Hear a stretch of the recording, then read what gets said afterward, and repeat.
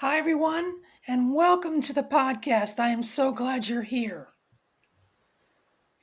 Thanks for having us. Pleasure to be here. Yes. um, so, you three have put together a remarkable series of three different articles that have struck a chord with me and others in about how this NIL world works. And you've collaborated on different pieces, so we're going to break it up and have three different kind of discussions about the three different articles. So, first, let's start with the economy. And Albert, I'm going to have you lead off with the Men of Westwood and explain how this works. And then we're going to talk about the background of the stories. So go ahead. So, Men of Westwood was it's a booster collective associated with UCLA. So, I guess to give some background on that, booster collectives is this kind of phenomenon that emerged after the NCAA started letting athletes make money in 2021. Initially, right, the focus was on name, image, and likeness. Athletes aren't getting paid specifically to play; they're getting paid for their personal brands, endorsement deals, social media posts, things like that, being on video games, jersey sales. But a lot of donors who support schools wanted to find a way to leverage that opportunity to get top athletes to their schools. And so they created these things called collectives. Sometimes these are nonprofits, sometimes they're not. All that stuff is still controversial. But basically, they pool a bunch of money from donors, partner with businesses, and then channel that money to the athletes that they want to bring to their schools in ways that are a bit shadowy, in the sense that they cannot technically promise money to athletes to come, but they can tell athletes how much money previous athletes have made in sort of ways, right? And this money is not technically paying them to play. It's paying them for things like charity work, signing autographs, meet and greets. But the amount they are paid can be whatever. So you can get paid $100,000 to go to an alumni charity event because you're a 5-star quarterback prospect or point guard or whatever. So every school has these. Every major school has these. UCLA's main version was founded in summer 2022, and they call themselves Men of Westwood.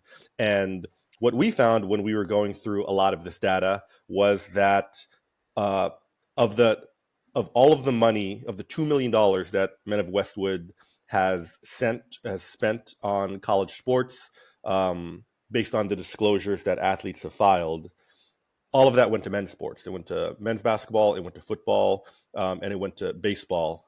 Jesse can give more good background on kind of the role these collectives plays.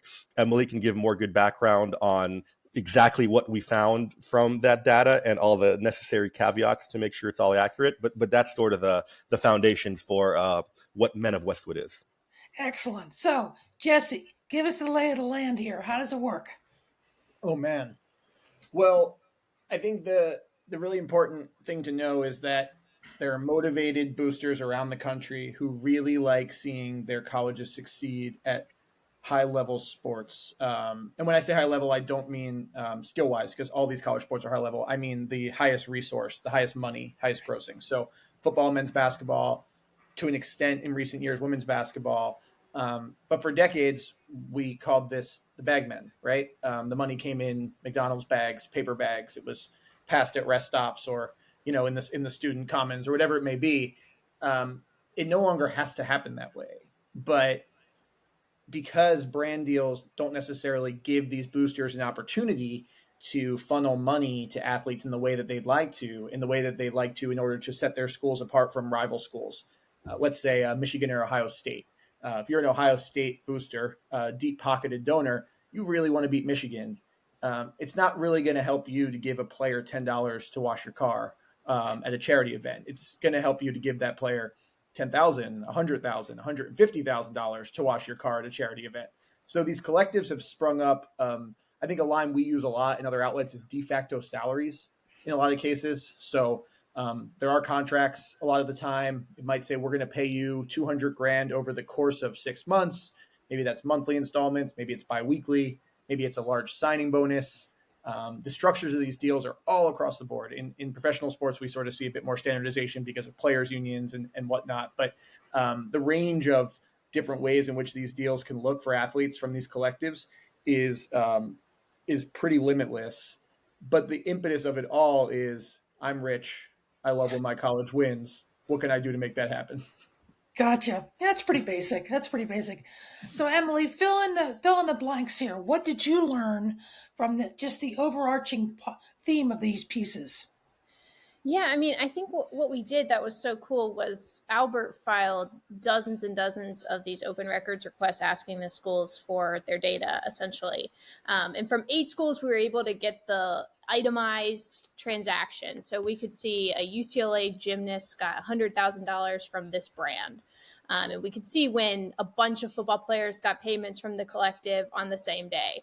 And that was really interesting. And then we were able to combine that with the data that was aggregated by sport. So some schools didn't give us that itemized data, but they did give us that their women's basketball team made a certain amount of money. So we were able to work with those different types of data from a bunch of different schools. It came out to 14 schools, which we thought gave us a decent slice of the Power Five conferences to draw some of these conclusions. And I do think one of the most interesting things was the collectives, and you could just see how much they paid the players in these kind of like medium-sized deals. The biggest deals were still like Jordan Childs, the gymnast at UCLA, getting a huge check from a company she endorses, like ones that kind of make sense and are kind of NIL and it's in its form that people envisioned or true to its name. And then in these medium-sized deals, you see a lot of the men's sports, and you see a lot of the collective payments are those 1,000 to 20,000. And like Jesse mentioned, in Purdue's data, you could even see them be labeled monthly installment. So it's pretty obvious that these are just these recurring payments that are for a few $1,000s, and it really accumulates over time. And because of that is how things get tipped so heavily toward men's sports, and specifically for football and men's basketball. And if you break it all down, it's like at most of these schools, football and men's basketball are making such a majority of the money. And then the actual majority of the athletes, whether they're in women's lacrosse or men's gymnastics or whatever it may be, are getting probably a few $100s here and there, if that. Albert, could you give us just a lay of the land about how FOIA requests work, how successful you were, how frustrating it might have been, those kinds of things? So the first thing to lay out is that this is possible because 24 states require athletes to disclose their NIL payments to their schools. Okay. Now, we want to talk about frustrations. There are no enforcement mechanisms for this. So, and we're even hearing from, we know that there are some disclosures that are not being made, but it's sort of the unknown unknowns. But what we wanted to get was, what do these schools have in their records? Because we know students are filing these disclosures to their schools, so we know the schools have these disclosures. So I will say, if in all my years of filing FOIA requests, this was definitely one of the most satisfying experiences I've had, because I think you usually just sort of get stonewalled, but we didn't get stonewalled. We got stonewalled maybe by a little more than half the schools we've reached out to, but 25 schools did in fact send us something. Sometimes the something was very not useful, but 14 schools, as Emily said, sent us data that did shine a light on something that we didn't know. And then 8 of those schools sent us very detailed transaction logs that showed a granular view of what each of these payments looked like. So the process itself, to get into the weeds a little bit, is I initially sent a first wave of requests, and our FOIA editor, Nate Jones, kind of helped us build a template on what that looks like. And we reached out to maybe a dozen schools initially just to see how it would go, and didn't really have great success there because the request was too broad. So we sort of, like a lot of schools, initially just sort of reflexively denied it based off student privacy laws, because they assumed we were asking for the contracts themselves. So we sort of rewrote the requests to say, hey, we're not looking for the contracts. We're not looking for names. We know you can't give those, but give us whatever you do have, whether it's spreadsheets listing everything, whether it's documents showing the total amounts by sports programs. Give us whatever you have. And then once we started to get the initial responses from people that gave us stuff, I think Maryland, Illinois, and Colorado were our first 3 kind of successful responses. We had a better sense of what this data actually looked like and could tailor our requests moving forward to follow up with the other schools. Sometimes we'd even take like an anonymized screenshot of data we got from one school to send to another school say, here's what one school sent us. Do you have anything like this? And that worked, because a lot of these times, when you're working with just a records person working at a university office, they're not. It's not like, in my experience working with like police departments, when everyone's sort of just closing down the lines and saying we're not going to give media anything. And a lot of these universities, they're happy to provide some transparency, and they were happy to kind of work with us and be like, oh, that's what you're looking for. Great, here's what this is. A lot of these universities know that this is a new thing, that there are state laws involved, that there's all these elements of compliance, and the ones that kind of engaged with us in good faith really did a great public service in shining a light on this economy, this market that was really, really hidden for a variety of reasons, and that we were really eager to help illuminate.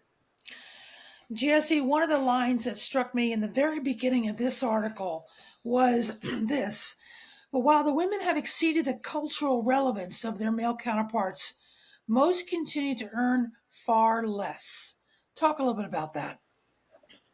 Yeah, I mean, something we found was that when women are earning big NIL money, it's typically coming, or I don't want to say always, because that wouldn't be factual, but it's almost always coming from big brand deals. So think about Caitlin Clark's Nike sponsorship, Juju Watkins at USC, Cameron Brink. There are these massive household names in the last couple of years, but their money is coming from these brand deals. So that has a certain monetary value. It can make you very rich. What it does not do is get you in the bidding wars that these collectives engage in. So what happens is when let's say a star point guard goes into the transfer portal, it's not Nike, Adidas, Reebok, and everyone bidding on him. It could be 40 schools.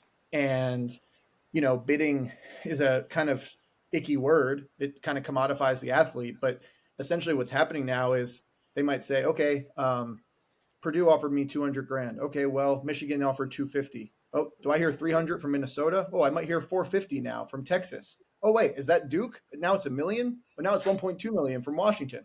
And that's not happening on the brand deal side. I mean, in some specific cases, brands may bid up the price on an athlete, but the transfer portal has become such a lucrative mechanism for male athletes in football and men's basketball to earn money, because it's like annual free agency. It's what we see in the NFL and NBA and MLB and all these things. And so I think something Albert pointed out in his reporting, and Emily helped us hammer home with the data, was that when female athletes are making money in this, they're typically working harder. They're off the field. I don't want to put a value prop on, necessarily who's working hard in the weight room, but they're building their social following. They're keeping up with their posts. They're posting regularly on TikTok and Instagram and all these things, because what brands want are exposure. A female athlete who is great at basketball but has 100 followers on Instagram is probably not going to move the needle.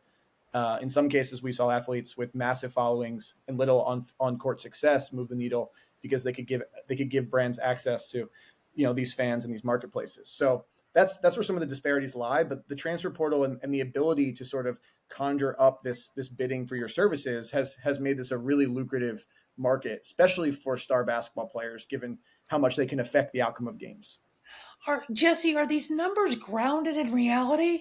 Or is somebody just saying, well, Duke's going to offer you 2 million, UNC's going to offer you 3 million? How do they know these are the right numbers? How existential do we want to get here? What's reality? I don't know.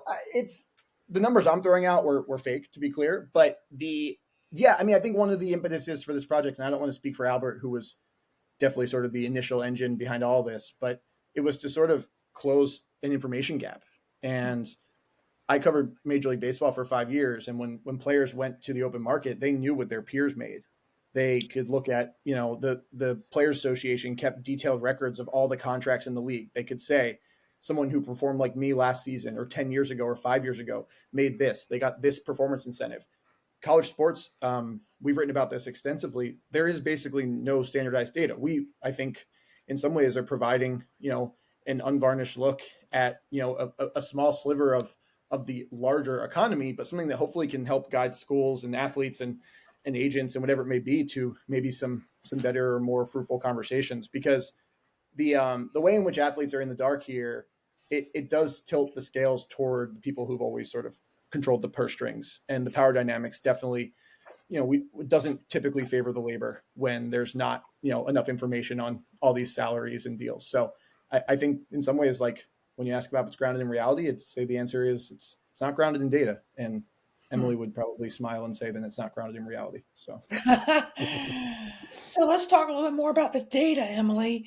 Overarching theme was men are getting paid far more than women. It sets back Title IX 50 years, some coaches would say. And we have a marketplace that is just not responding to the way we've typically thought of college athletics. What are some of the data-driven takeaways that you'd like my listeners to know? Yeah, I mean, I think the biggest one for us is gender, which we've already talked about. I do think I was surprised by I covered college sports for the last 5 years, and like I think we all expected football and men's basketball to be at the top of the list. I think I was surprised by how much so. Even knowing everything we know, I think I thought some of these high profile like women's basketball teams, and of course there are exceptions like LSU, which gave us data. The women's basketball team made 3 times as much as the men's basketball team.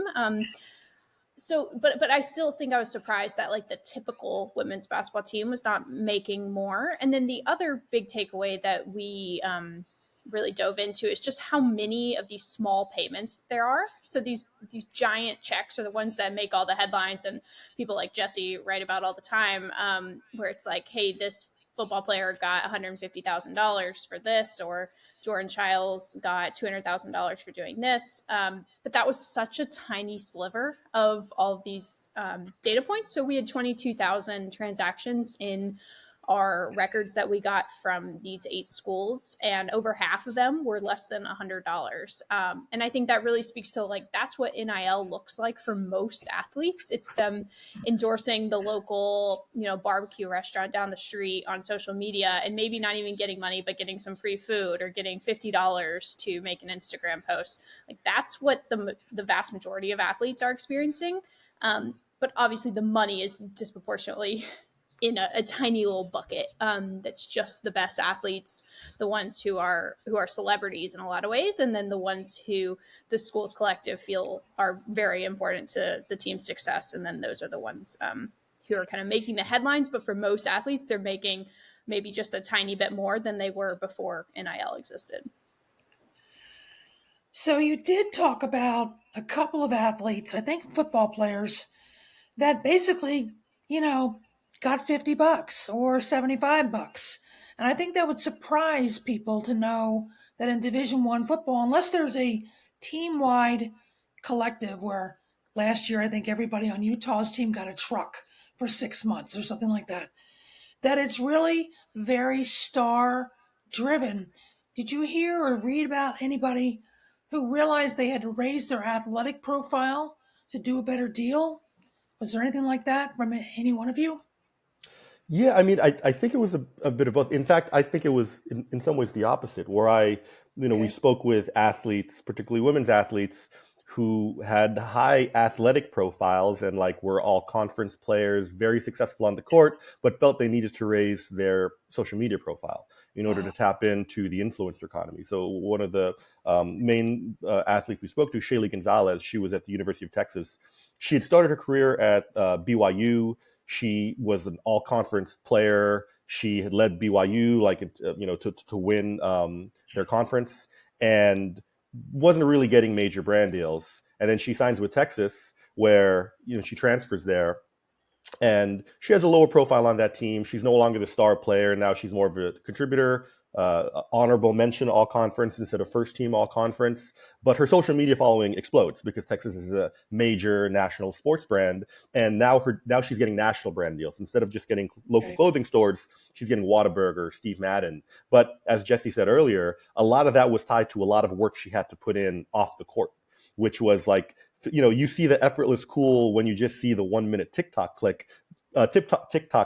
But if you talk to anyone that works a lot on social media, that takes hours, right? You have to go there, you take a million takes, you edit these clips. It takes a lot of time that has to be taken from something, whether it's schoolwork or practice or relaxing and mental health. And that was sort of the sacrifice that a lot of players would have to make. And meanwhile, there are other players, like on Colorado's women's basketball team, Jalen Sherrod, who just won a championship with the Liberty this summer. She helped turn around that program. She was a two-time all-conference player. She led the team further than the men's team has been in 60 years. And yet her deals were for a few $100s because she had 11,000 Instagram followers, which is much more than I have, but not enough to actually get big money deals. And so she's signing deals for $200, $500 because she just wasn't interested in putting that time in, And then the third example I'll give is Tessa Johnson at South Carolina, who came in as a freshman, not interested at all in social media, wasn't posting much in high school, comes in, her athletic profile rises very dramatically over that freshman season as South Carolina goes on that tear to an undefeated national championship run. She becomes the breakout star on that team. She sees her social media numbers increasing because of that. She starts posting, and her rates are much higher than they would have been if she had just been, posting without that success. So it kind of goes hand in hand, but the difference for men and women is that for women, they still need to put in that off the court labor in a way that men don't. So for them, it's less about the athletic profile and more about just the kind of the influencer profile and tapping into that economy. Gotcha. So since you guys have dropped the name Colorado a few times, let's shift to your story about Coach Prime and his media empire that seems to be benefiting a handful of people, shall we say, at the University of Colorado. And I have to tell you, almost everything you wrote about is what I've been wondering about, because I didn't know whether those athletes signed contracts to appear in the Amazon Prime series, whether they were being compensated, any of those things. So who took the lead on that? And I'm going to have you start first. Well, so we all had. I guess I was the first one to spot it in the data. Go for it. Emily was the one though that found the scope of it. I was just like, "Oh, Coach Prime, interesting." And Emily was like, "Did you see this is like $500,000?" I'm like, "Oh shit!" So, but I guess I'll start. I think the interesting thing for us was we were interested as you were in just trying to find out what this looked like under the hood, and when we saw how many payments were there. And I mean, when I first got this data, I just saw a spreadsheet with a million numbers, had no idea what to make of it all. And then Emily does her kind of initial analysis and starts putting some charts together. And then that's when we start to see like, oh, wow, like SMAC is one of the, based on our data, the biggest single funder. Surely, of course, Colorado's athletic department points out that there's a bunch of disclosures that students haven't filed, that the collective gave a bunch of money that no students have filed disclosures for. And, we don't know what we don't know, but that's an important caveat. But from what we do see, what was interesting, I guess, to us was just the fact that it's sort of this contained pipeline that the coach himself controls. And I think what was interesting was that this is like entirely in his orbit.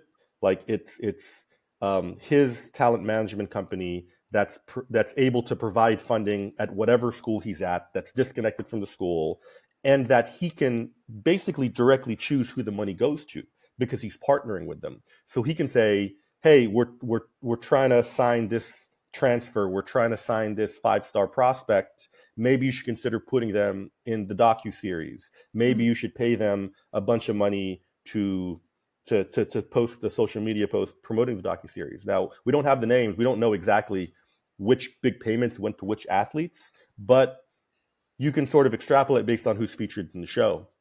And to me, it was just sort of a novel fundraising avenue that I hadn't really seen anyone else, any other programs try before. Jesse's like educated me on, the role Nike plays with Oregon. So that we know about other schools that have these special relationship with special corporate partners. But with Colorado, what was most interesting was that they're small fish. Texas is bringing in $20 million. Ohio State's bringing in $20 million. Colorado, based on our data, they're bringing in some like $4 or $5 million. And all the more is it important for them to find kind of these other avenues. And Jesse could probably speak much more to kind of how that compares to what we know about other schools. And the fact that this is kind of like an underdog program trying to chip away at this massive financial gap. So Jesse, can you talk about that, but also talk about who Smack is and the relationship between the owner and Coach Sanders? Yeah, on the first point, I think it's interesting because at every level there's a need for creativity. Because if you're a small fish, you have to be creative to swim with the bigger fish, and if you're a big fish, you have to get creative to outswim the other bigger fish. So like it's almost like every single school, no matter how many donors you have, has to find some sort of unique way. Like Texas is partnered with WME, which is a worldwide talent agency, and they offer services to athletes to help build their social media brand. Now they can say when an athlete's choosing between Texas and Texas A&M, look at all these resources we have from WME. Memphis earlier this year announced a 5-year, $25 million NIL partnership with FedEx, which is sort of their local major company. And that's going to, funnel money to their athletes. And you could go on, and SMAC is a really creative way, frankly, for Deion Sanders and for Colorado by proxy to keep up or try to keep up. I don't think it quite closes the gap with some of their Big 12 peers, but it can certainly sort of sweeten the package. It can fill the void of maybe not having the most committed or dogged donors, which are typically built over years of football success, which Colorado hasn't always had. So that's definitely it's definitely sort of a overarching theme of this era is how do you either get ahead or how do you not fall so far behind. I'll let Albert talk about SMAC, not because I don't know about it, but because he definitely knows more. And I'm going to defer to my smarter colleague on the relationship between Deion and SMAC. I don't know about smarter, but I'll take it. Yeah. So Smack is this originally a talent management company that was co-founded by Michael Strahan and his previous talent manager, Constance Schwartz-Marini, who she goes way back with Deion. They first met in the 90s when she was a marketing executive at the NFL and he was an NFL star. They keep in touch. She eventually spins off into the talent management sector where she represents Snoop Dogg, she represents Michael Strahan, and then she and Strahan in 2011 found this company. Deion is an early client.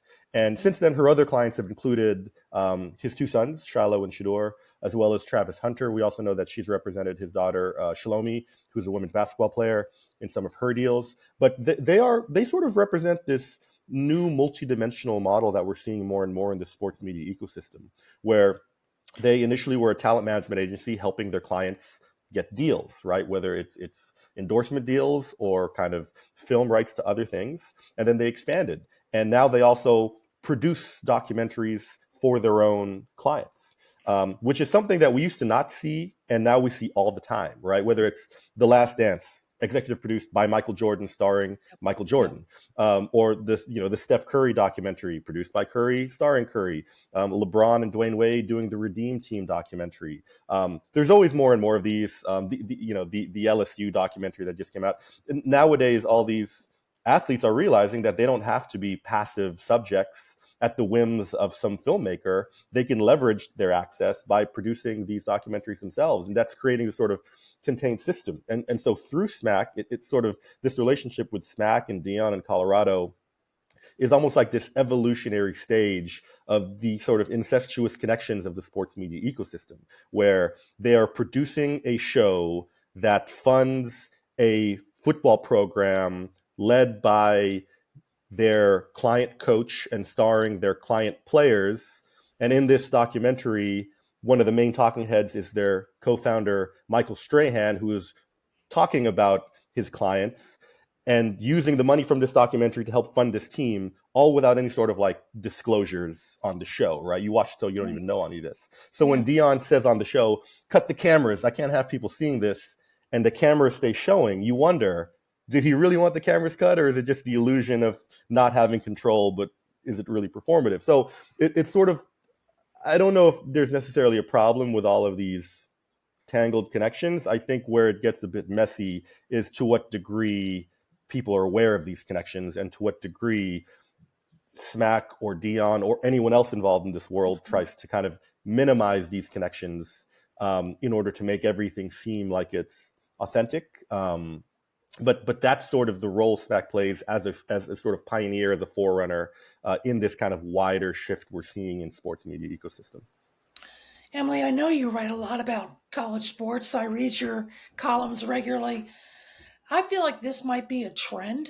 Um, Schools have been on the lookout for doing more storytelling tied to their conference networks to grow their base, to grow their advertising revenue.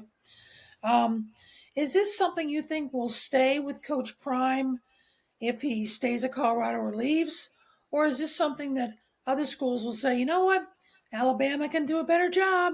Maybe we should do something like this? Yeah, I mean, Albert probably knows a bit more about the SMAC and Colorado specific side of this, but like I can't imagine it would go away if it is benefiting Deion Sanders' team wherever he is, and his players are making money. The company's making money. Like I can't imagine they would opt not to do it. And one of the bigger trends, like we've seen in all sports and particularly college sports, is like people, schools, coaches, athletes, they just want more control over the narrative and the stories that are getting put out. And we run into this a lot as journalists because I think people in athletic departments these days are less inclined to be like, oh, I need this journalist from the Washington Post to like write this really compelling story about this basketball player at the school. And instead they have like these really elaborate in-house media teams. They're doing video stuff, they're doing written stuff, they're doing social media stuff, and they're all trying to tell their stories in the way that they want them told. And I would argue that's probably not serving fans as well as it could be, because it's almost like propaganda. It's kind of told through the lens that the school wants it to be. But I think we're going to keep seeing that more and more, where athletes and coaches and schools are only wanting to tell the stories when they have control over the end product. Yeah, makes sense. You all mentioned LSU in this and the tremendous amount of money they've poured into women's sports. What was that about? And tell us more about it. I mean, it really speaks to the role that corporate brand endorsement plays in elevating pay for women's athletes, right? It's not coming from the collectives because they just care about their men's basketball and football, but the corporate brands. I mean, I think the bigger picture there is that it's reflective of where the culture is actually moving, right? Is that they see these women's athletes as growing in cultural relevance, growing influencers, especially for a new generation of sports fans that aren't tied to the same sort of patriarchal values that previous generations had. And LSU is a perfect example of that, right? They have, of course, they have Livy Dunn, who is a social media, icon and makes a lot of money from her following.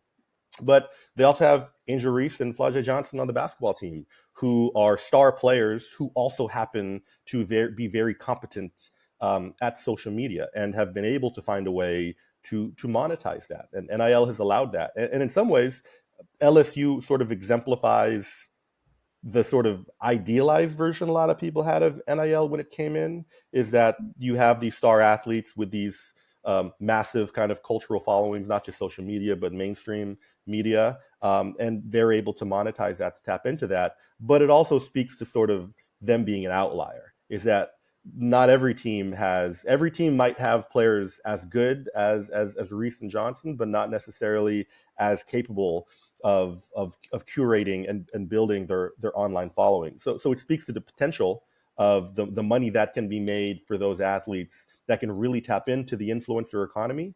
And that's what sort of makes them an outlier in being able to make more money than their men's counterparts, because they just don't have those same followings.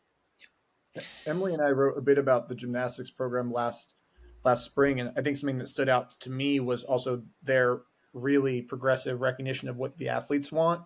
They have these well-resourced, like extensive video teams, content teams for almost every sport. And I mean, as Emily was saying earlier, the reality is when an athlete comes off the mat or the field right now, they don't necessarily want to talk to us nerdy print reporters with our notepads, sadly, but what they want is already have all the clips edited from their practice that they can blast off to their social media. So they're really good at knowing sort of the brain of an 18, 19, 20-year-old athlete and saying, in recruiting, you come here, we're going to have a high def camera following you from your dorm to the meet on the plane.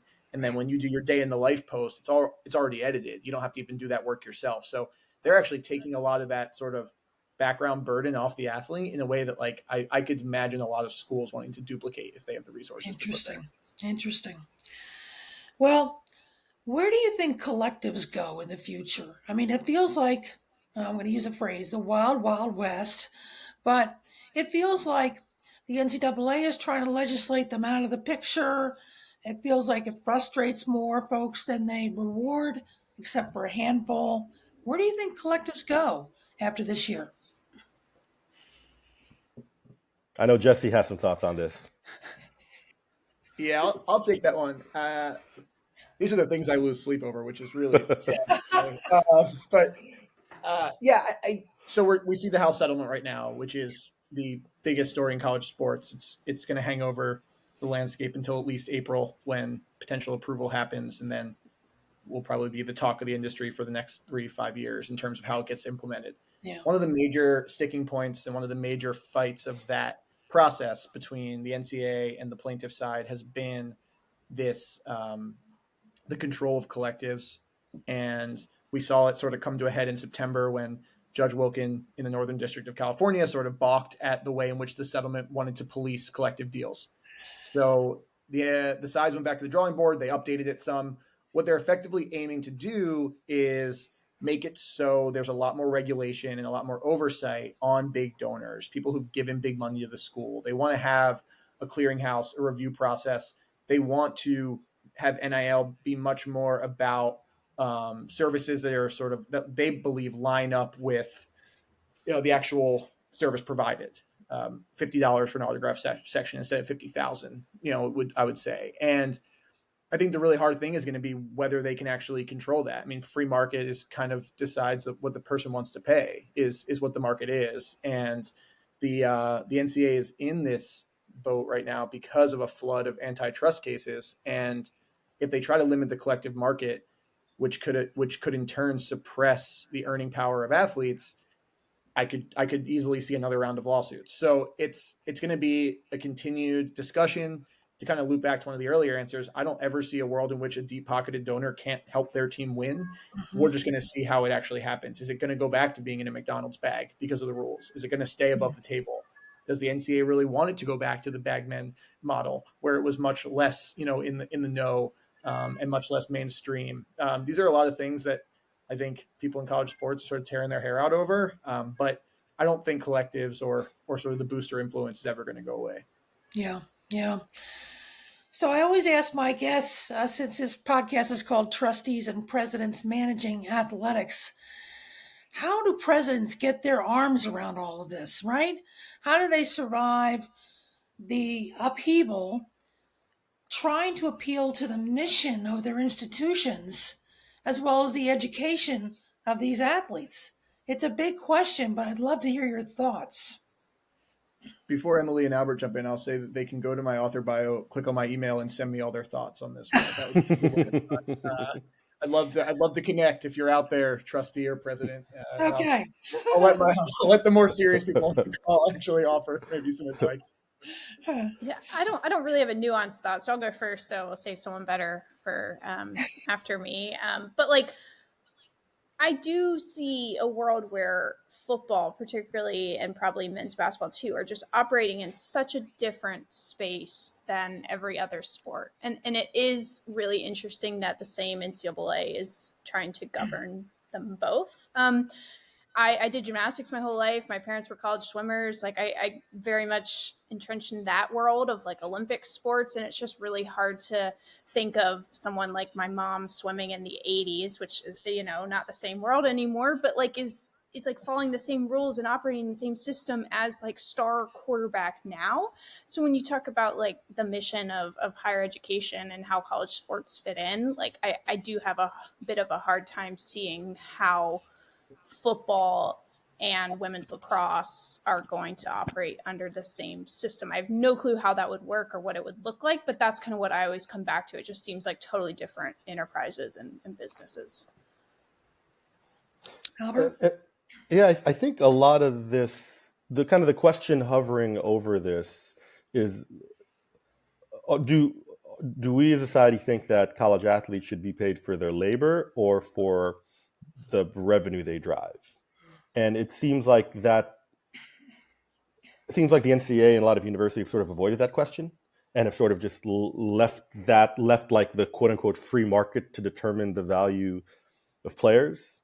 And what we have now is a system where athletes are getting paid for this sort of perceived value in a market determined by how much boosters love their team and have money to spend, and how much brands see marketing potential in athletes, which I think veers a bit from what I assume the vast majority of like college sports fans assumed the era of college sports payments would be, which is, I think, a lot of myself included, sports fans thought that, okay, cool, finally athletes will get paid for the time and the labor that they're putting into their craft, even if it's not $1 million deals that, you know, the superstars are signing. And I think, I mean, in terms of what the administrators can do, it does seem like there is a role that the powers of these institutions can play in sort of communicating to the NCAA what their vision is as well. Because from just my experience talking to people that represent the universities, they don't seem particularly happy with this system. They don't seem particularly satisfied with a system of such vast financial inequities. Because in some ways, the inequities here are a bit unprecedented in American society, right? We have this system with like no salary caps and no minimum wages, right? Even in the NFL or in the NBA, someone might make $100 million, but the lowest paid player on their team is still, you know, a 1%er, right? But now we have a system where you have one person making $1 million who might be in a locker next to someone making $0. And I think part of the problem is because a lot of the people with the most power in this have sort of avoided the hardest questions and sort of passed the buck to the courts or the boosters or the people because they don't want the responsibility of figuring out how does Title IX fit into this?